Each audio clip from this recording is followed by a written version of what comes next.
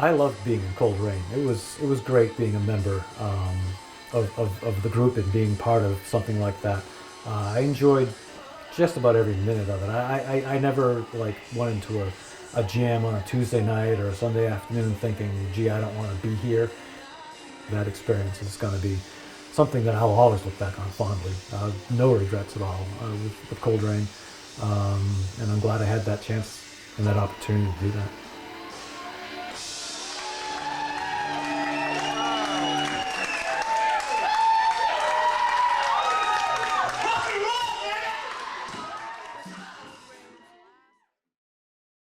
Maybe you've already noticed the resemblance, but this is my dad. And this is 90s rock band Cold Rain. But something funny happens whenever you Google Cold Rain. Let me show you. Cold Rain is also a wildly popular Japanese punk band that formed in 2007, robbing my dad's band of its name and virtually any online footprint. This is why I think it's so important to tell this story. Even if Cold Rain is not as popular as its Japanese counterpart, I want to show the world that my dad's band happened and that it mattered.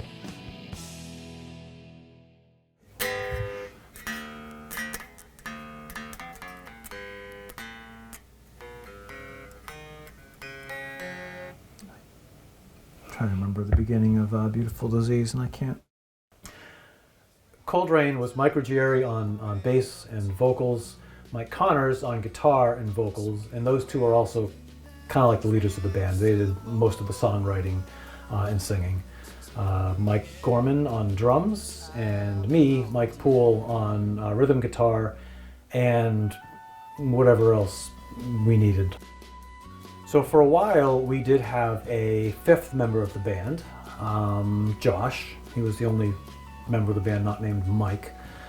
He played keyboards for us and was probably in the band for 2 or 3 years or so. He was there almost at the very beginning. I met him actually at our first jam session.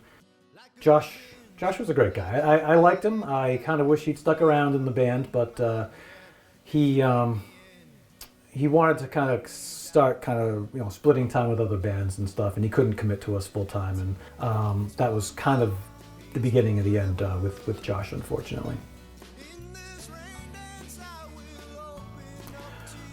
Rouge came to me one day when I was still in college and gave me an audio cassette, and he said, "Here, these are some songs that me and Connors put together.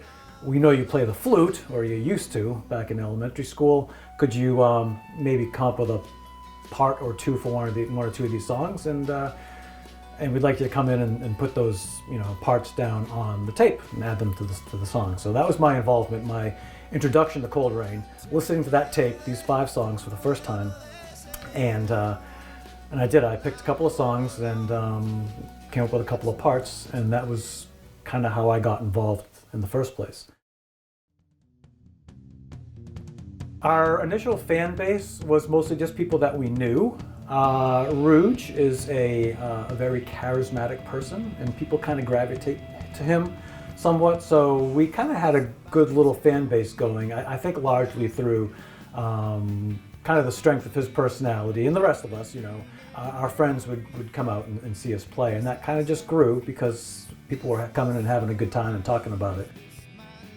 We were lucky to have some really loyal fans to the band, and they helped get the word out. One of them was Hope. She was a student at Framingham State College with Rouge and Gorman when they went there, and she was great. So she would write these articles for us in the school paper and kind of promote our gigs there when we played. Joe Fish was another big fan of ours. His name was Joe Shea, but I didn't know that. He was just Joe Fish to me. And all I knew about this guy was that every gig that he was there, he would buy a round of beers for the band. We might not even know he was there, and then we would see the 4 or 5 mugs of or cups of beer come up and appear on the front of the stage, and we'd be like, "Joe Fish." For a while there in the middle. So after those initial gigs that we had, which were in Boston and greater Boston area, we kind of fell into a bit of a rut or a groove, I guess you could say, where we played a lot of local clubs. And it was mostly the Village Inn in Medway, the Zone in Mendon, in Ravens, and Franklin. The balance became, do we want to play good nights in front of lots of people and make good money? It's very compelling. Or do we want to try and get out there and get back into the city where the exposure would be, greater? So there's way more upside if you get, discovered in the city and you get, at least the capacity to, be able to play in front of more people and to expand your audience. But at the same time, it's a bit of a sacrifice because you're not going to get the good nights, you're not going to get as much money, and your loyal fans may not be as willing to go out there and see you play. The Causeway. Yeah, that was an interesting place. Yeah, it was a dive. Let's just put it that way. We went in through this back door on one of the side streets and up this stairwell, and it was up in this upstairs place. There was a stage set up at one end and a bar and everything, but it was gritty. There were trains rumbling by outside the windows there. That was back when the L still ran down Causeway Street. And then the other bands start playing, and they were like these heavy metal bands. I distinctly remember Monster Zero kind of became a running joke for us. They were one of the bands that went on before us. Their drummer did a drum solo using, as Rouge diplomatically said in one of our mailers, using marital aids for drumsticks.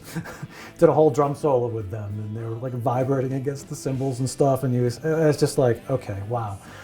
This is, I guess, what we're going to be playing, and we didn't think that it would go over well at all there, because all the people obviously that were there to see the other bands were like heavy metal fans, and here we are, this sort of alt folk grunge band, and it was, we didn't think it was going to go over that big, but it was significant. One, it was our first gig back in Boston after a long hiatus of playing in the suburbs, but also we met our agent there that night. So there's this guy there named Martin. That was the beginning of our relationship with him, and that got us kind of into our final year and a half of playing gigs, where he booked us all over the city and got us into all the clubs that we always dreamed about playing.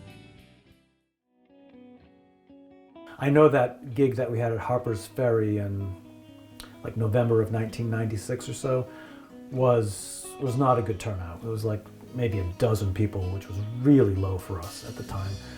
We could usually count on 100 people or so, or more, and it was pretty consistent for a while there. There was also the gig at the Phoenix Landing that went bad.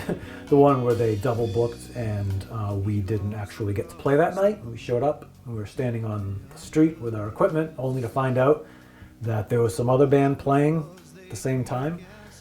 Burning that bridge was probably not a good idea either, and I think that might have been, in some sense, kind of contributing to our